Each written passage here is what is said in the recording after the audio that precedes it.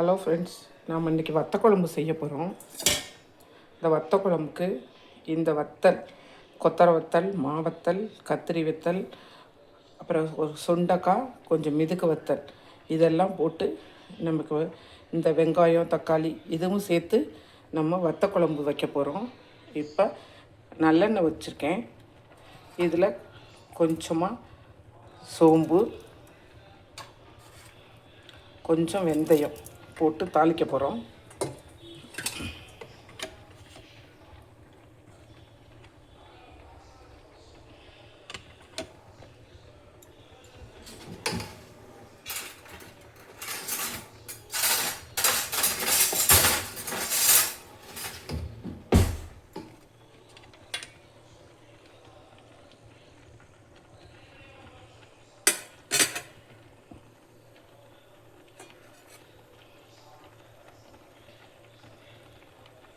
சோம்பும் வெந்தயமும் பொரிஞ்சோடனே நம்ம இந்த பூண்டு, வெங்காயம், இந்த சுண்டை வத்தல், இந்த மிதுக்கு வத்தல் இதை போட்டு எண்ணெயில் ஃபஸ்ட்டு இந்த சோம்பு வெந்தயம் வந்தோடனே இந்த சுண்டை வத்தலையும் இந்த மிதுக்கு வத்தலையும் எண்ணெயில் போட்டு வறுத்துக்கிறணும். கத்திரி வத்தல், மாவத்தல், கொத்தரை வத்தல்லாம் நம்ம வதக்க வேண்டியதில்லை. அது நம்ம ஆல்ரெடி வெண்ணெய் தண்ணியில் நல்லா ஊற வச்சுருக்கோம். இப்போ இதை மட்டும் நம்ம எண்ணெயில் போட்டு வறுத்துக்கிறணும்.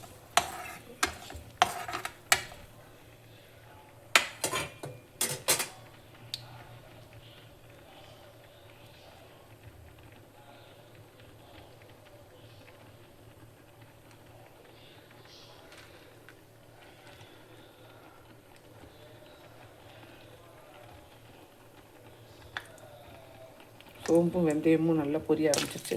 இப்போ நான் இது 2 வெத்தலை மட்டும் ஃபஸ்ட்டு எண்ணெயில் போட்டு நல்லா வதக்கிக்கிறேன். அப்போ தான் இந்த வத்த குழம்போட அந்த சுண்டை வத்தலோட டேஸ்ட்டு நல்லாயிருக்கும். இப்போ நம்ம பூண்டு, வெங்காயம், ஒரு 15 பல் பூண்டு, ஒரு 15 பல் சின்ன வெங்காயம் போட்டுருக்கோம்.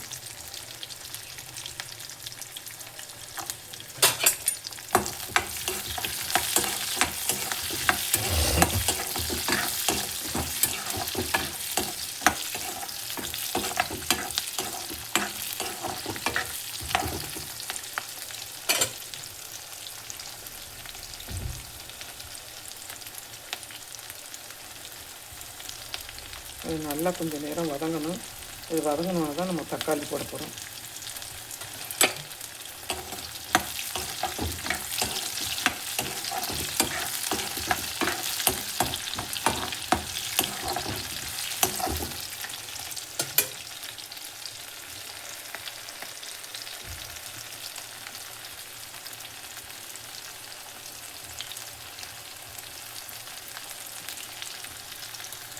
இப்போ தக்காளி நல்லா வதங்கிடுச்சு. வெங்காயம் நல்லா வதங்கிடுச்சு. இப்போ நம்ம தக்காளியை போட போகிறோம். தக்காளியோட கொஞ்சம் உப்பு சேர்த்து வதக்க போகிறோம். அப்போ தான் சீக்கிரமாக இந்த தக்காளி நல்லா மசிஞ்சிடும்.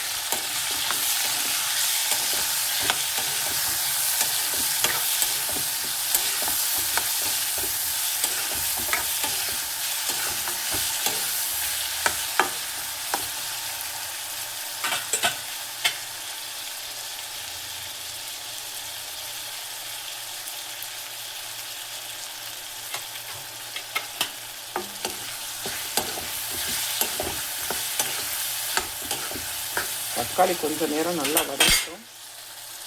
இப்போ தக்காளி நல்லா வதங்கிடுச்சு. இப்போ நம்ம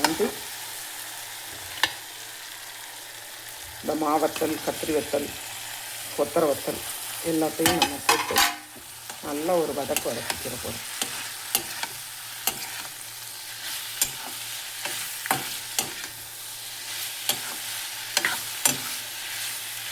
இப்போ மாவத்தெல்லாம் போட்டுக்கிறதுனால புளியை கொஞ்சமாக தான் போடணும். நான் ஒரு லெமன் சைஸுக்கும் கொஞ்சம் பாதி, ஒரு நெல்லிக்காய் சைஸ் தான் புளி போட்டிருக்கேன். ஏன்னா இதில் மாவத்தலில் புளி இருக்குது. அதனால் இது ரொம்ப அப்புறம் புளிக்கும். அதனால் இதில் கொஞ்சமாக புளி ஊற்றினா போதும்.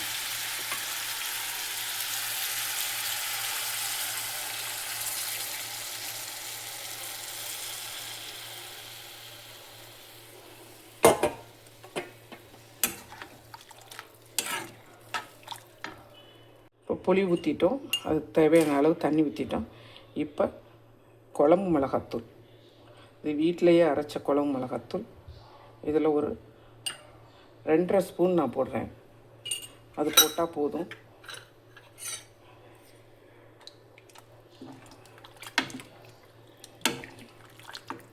அது நல்லா கொதிக்கணும்.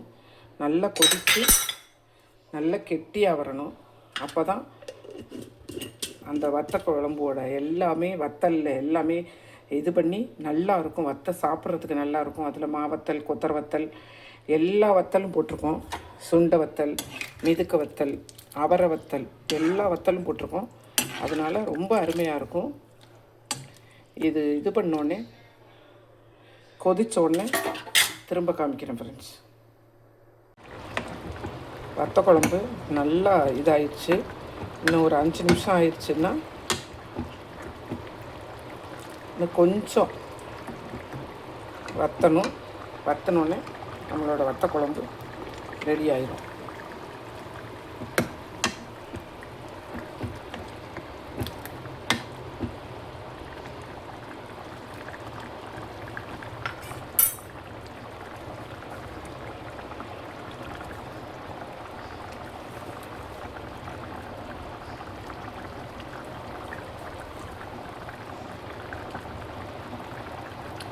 நம்மளோட வத்த குழம்பு இப்போ ரெடி ஆயிடுச்சு. இது சாதத்துக்கும் போட்டுக்கிறலாம், இட்லி தோசைக்கும் வச்சுக்கிறலாம். இந்த வத்த குழம்பு ரொம்ப சூப்பராக இருக்கும்.